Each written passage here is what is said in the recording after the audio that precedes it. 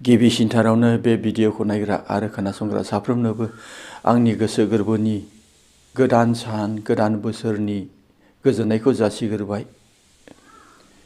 दिनैहाय 2022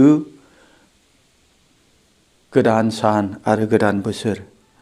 नोंथाङा गोजाम बोसोरखौ माबोरै हगारहरखो? दिनैनि थांनाय मोनाबिलिनि 12 बाजिनिफ्राय गोदान सान गोदान बोसोर हाबबाय। नाथाय मैयासिमावहाय गोदान बोसोरखौ नोङो माबोरैहाय हगारहरखो?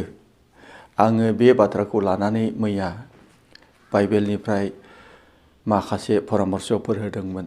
जोङो इसोरनि फिसाफोरखाय, नोङो जोनोमनिफ्राय खृष्टानखाय, जोङो ख्रिस्ट' हारिखाय जोङो बे गोजाम बोसोरखौ मा रोखोमैहाय बिदाय होनांगौ बे बाथ्राखौ लानानैहाय आं सावरायदोंमोन। बुहुमावनो गोजाम बोसोरखौ बिदाय होनायनि गोमसारदों, रंजानायनि गोमसारदों। जाय जेरै हागौ रंजादों। बेयावहाय धोरोमनि खोथा गैया, जाथिनि खोथा गैया।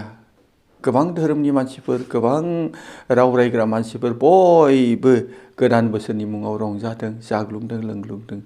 नाथाय जों इसोर सिबियारिफ्रा माबादि बे गोजाम बोसोरखौ बिदाय होनांगौ बे बाथ्राखौ लानानै आं बुंदोंमोन। जोंनि गोजाम बोसोरखौ बिदाय होनाया जाबाय शास्त्रनि बोसोन बादि। हुदा बिजाब 10 बालाब 12 बुंदों। बे फोरबोआसो जोंखौ बोसोर हाबजेननायनिफ्राय बोसोर जोबनायसिम दिथा होयो आरो जोथोन लायो। बिनिखायनो जोङो गोजाम बोसोरखौ बिदाय होनाया फोरबोनि मुङै आरो बेबादिनो फोरबोनि सिगाङावसो आसा खालामदों नोंथाङा बेबादिनो फोरबोनि सिगाङाव फोरबोखौ हामबाय होनदों थांनाय समफोरनि थाखाय। मानोना गोब्राब सममोन थांनाय बोसोराव महामारि। बेनिखायनो आं आसा खालामदों नोंथांमोनहा बेबादिनो शास्त्रनि बोसोन बादि मानिदों। आरो नोंथाङा बे 2022 मायथाइयाव दिनै सेथि सानाव माबादि आवगायलांनो थिरांथा लायो? नोंथाङा माबादि गावखौहाय प्रिपारेसन खालामो बे बोसोरनि थाखाय? जों इसोरनि फिसाफोर, जोङो जिसु ख्रिस्ट'नि आगान संग्रा मानसिफोर। शास्त्रआ जोंखौ माबादि फोरोङो, माबादि थाबायनो, माबादि रायज्लायनो, माबादि जिउ खांनो थाखाय फोरोङो, बेखौ नोजोर होनानै शास्त्रनि बोसोन बादि जों थाबायनाया जोबोद गोनांथार। जोंनि थाबायनाया संसारनि बादि नङा, नाथाय जोङो ख्रिस्ट'नि बादिसो जानांगोन। जोङो थांनानै थानायाव गोबां दुख निदानफोर फैयो। बे दुख निदानफोरनि गेजेरजों फोरबोनियाव नांथाबनानै जों माबोरै आवगायलांगोन? बे 2022 मायथाइयावहाय जोङो बेखौ फोरबोनियाव भरसा खालामनायनि गेजेरजों आवगायलांनांगोन। नों माबोरै आगान सुरलांगोन? बे बोसोरसेखौ नोङो माबोरै गायलांगोन? थांनाय बोसोरफ्राव जानो हागौ निदान दंमोन, खैफोद दंमोन, महामारि दंमोन, अभाब दंमोन। नाथाय बेफोर गासैनिफ्रायबो फोरबोआ रैखा खालामबाय। देग्लाय बे गिबि सानाव नोङो फोरबोनि सिगाङाव माबादि सिद्धान्त लानानै, थिरांथा लानानै आवगायलांगोन? मानोना गासैबो दिथा होग्राया, जोंखौ रैखाथि खालामग्राया फोरबोआसो। बिनिखायनो बे गोदान सानाव जोङो गोदान गोसो लानानै, गोजामफोरखौ गारनानै जोङो आवगायलांनाया जों बयबो खृष्टान बिदा फंबायफोरनि थाखाय गोनांथि दङ। थांनाय बोसोरफोरनि गोरोन्थिफोरखौ, थांनाय बोसोरनि नोंनि फोरबोखौ खुलुमनायाव नेग्लिजेन्सि खालामदोंमोनब्ला, नोङो एसेबां मानि मोजाङै फोरबोनि खाथियाव नांथाबनो हायै जादोंब्ला, अब्ला बे गासैखौबो फोरबोनियाव गथायनायनि गेजेरजोंहाय गोदान गोसो, गोदान साननायखौ लानानैहाय साफ्रोमबो खृष्टान बिदा फंबायफ्रा आवगायलांनाया गाहामथार। मानोना जोंनि मानसिनि थांनानै थानायनि सिमाखौ जों मिथिया। बेखौ फोरबोआ गासैखौबो थिग खालामखानायखा। बिनिखायनो जोङो बबे समाव, माब्ला समाव जों थैलांगोन जों गावखौ मिथिया। बिनिखायनो जोङो अरायबो थामथिम जानानैहाय गोदान बोसोराव गोदान गोसो, गोदान आखुजों थाबायनाया गोनांथार। गोबां मानसिफोरखौ नुनो मोनो, गोबांथार इसोरनि बोसोन सिफायनानै बेबादिनो जिउ खांनायखौ जों नुनो मोनो।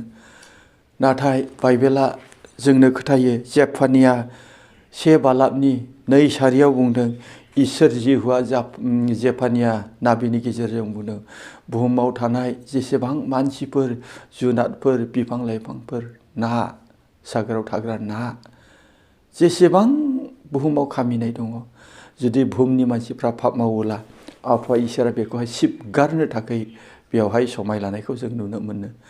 बेवहाय बुंनाय बादि आफा इसोरा बै समाव नहुनि समाव जेब्ला मानसिफ्रा पाप मावदों अब्ला बुहुमनि गासैबो जिब जुनार आरो मानसिफोरखौ सिबगारदोंमोन बुहुमनिफ्राय।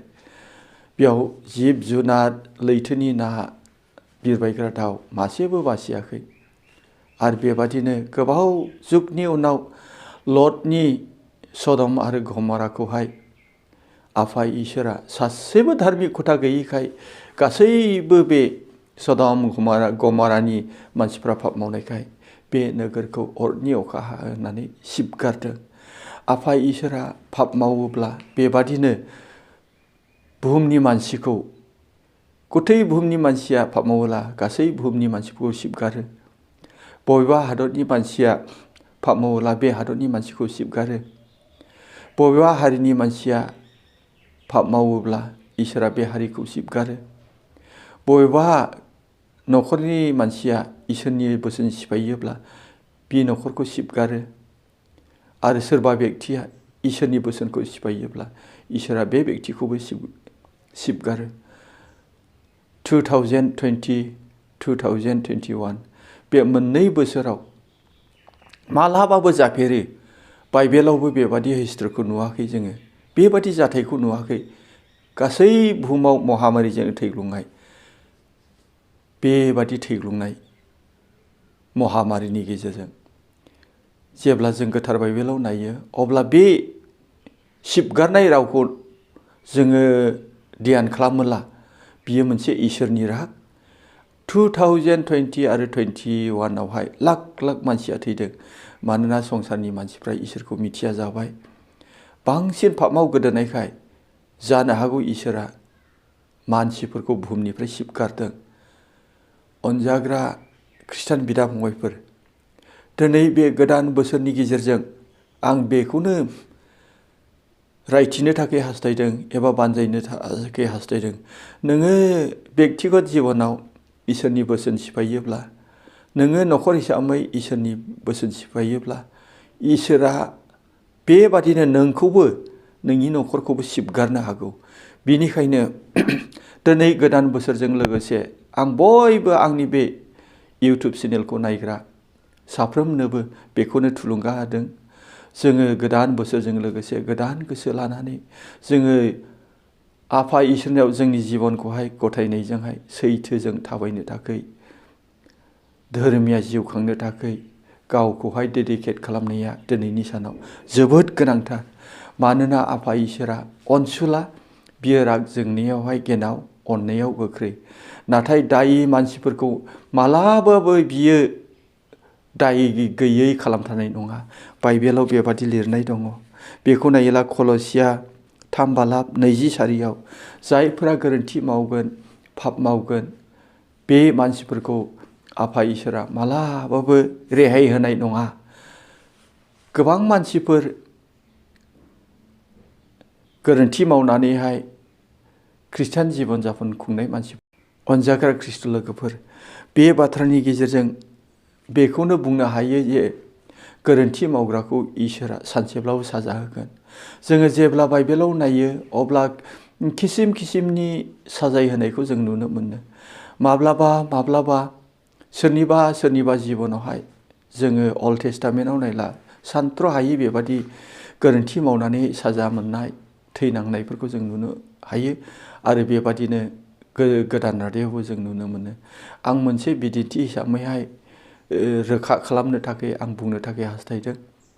नबुकदनेस्वरनि राजानि फिसाला बेलशाजार राजा नबुकदनेस्वर राजाखौबो इसोरा गाज्रि मोननानै बिखौ जुनादनि गोसो सोदों आरो बियो 7 बोसोर जुनादफोरजों हाग्रायावहाय गांसो जानानै थांनानै थादों। बेनि उनाव बिनि फिसाज्ला बेलशाजार राजा इसोरा बिनि फिसालाखौबो जोबोद गाज्रि मोनदों। इसोरनि गाज्रि मोननाय जाहोना बेनो, जुदाय हादरखौहाय नबुकदनेस्वर राजानो गथायदों। इसोरनि बे गथायजानायखौ मोननानै नबुकदनेस्वर राजाया जुदाय हादरखौहाय संहार खालामदों आरो जेरुसालेमनिफ्राय बेबादिनो 1000 खान थुसि सनानि थुसि, 1000 खान रुपानि थुरसि, बेबादिनो 30 खान सनानि खुरै, बायदि बायदि बेबादिनो सनानि रुपानि गासै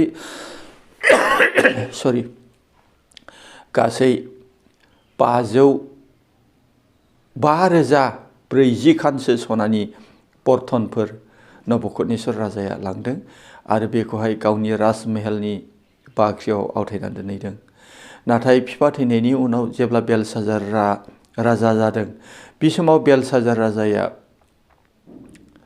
बे सनानि खुरैफोरखौ हाननानैहाय गेदेरथार मोनसे जाग्लुंनाय लोंग्लुंनाय पार्टि खुंदों, रंजानायनि पार्टि खुंदों। बेयावहाय बे इसोरनि गोथार खुरैफोरखौ लानानै बियो जौ लोंनानै रंजादों। बिनिफ्राय बे खुरैफ्राव गावबो जौ लोंदों, बिनिफ्राय गावनि लोगोफोरनोबो बे गोथार खुरैयाव लोंहोदों। इसोरा इनायनो गाज्रि मोनदों बे मन्दिरनि गोथार खुरैखौआव जौ लोंनानै रंजानायखाय। बेनिखायनो आफा इसोरा गाज्रि मोननानै बे पार्टि जाफुनाय समावनो आखाइ ससे नुजानानै इन्जुरावहाय मिने मिने थिकेल परसिन होननानै मोनसे सोदोब बुजिनो हायै राव बेयाव लिरनाय जादों। जेब्ला बेबादि लिरदों अब्ला बेलसाजार राजाया बुंखांनो हाग्रा धार्मिक धोरोमिया दानियेलखौ लिंना लायदों। बिनिफ्राय बिनि ओंथिखौ बिनियाव सोंदों। जेब्ला बेनि ओंथिखौ दानियेला रायथियो, बे ओंथिया बेबादि, नोंखौ इसोरा सुग्रा दागा फाल्लाजों सुबाय, सुनानैखौ रेजें मोनबाय, बिनिफ्राय नोंनि रायजोआ थानाय नंलिया। नोंनि आखाइनिफ्राय इसोर जिउआ रायजोखौ बोखारनायसै। दानियेलनि रायथिनाय बादि बे हरावनो मेदिया पार्सियानि राजाफ्रा फैनानै बेलसाजार राजाखौ बुथारनाय जादों। इसोरनि बेरेखा खामानि मावनानै बेलसाजारनि जों थैनायखौ जों बेयाव नुनो मोनो। बेबादिनो गोदान रादायाव नायोब्ला आनानिया साफेरा बिसोरो नंखाय खोथा बुंनानै इसोरनि देखौ पाप मावनानैहाय, गोरोन्थि मावनानैहाय जायगायावनो बेबादि स्ट्रक जानाय एबा थैनायखौ जों नुनो मोनो। अनजाग्रा बिदा फंबायफोर, जेब्ला जोङो पाप मावो, गोरोन्थि मावो, इसोरनि जेंना मावो, अब्ला माब्लाबा समाव इसोरा बेबादिनो मानसिखौहाय मोदोमावबो थैनायनि साजा होयो। बिनिखायनो आङो बे गोदान बोसोरनि सानावहाय बेखौनो परामर्श होनो थाखाय आवगायदों।